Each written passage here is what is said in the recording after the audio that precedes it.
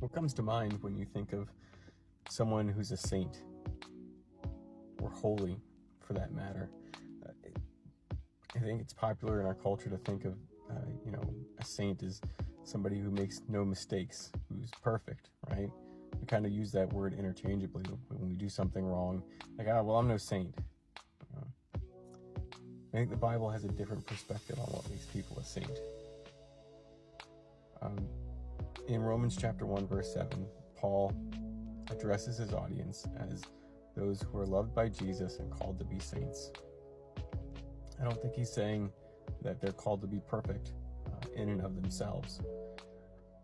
What saint and holy mean, like the Greek root behind that word is the word hagios, and it means something that's set apart for God's use, for God's service.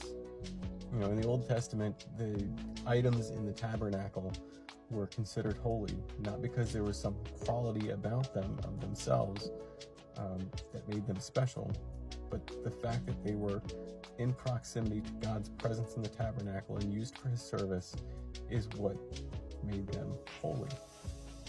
In the same way, what makes us holy, what makes us saints, is our proximity to God.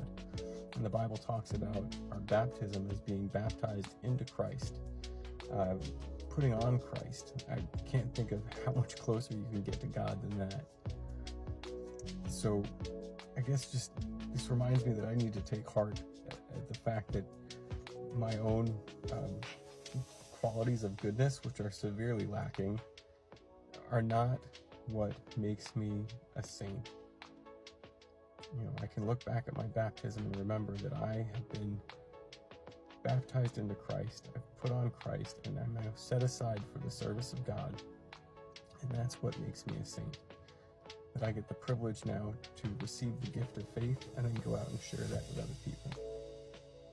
I don't know. I just think that's pretty neat. I hope that's an encouragement to you.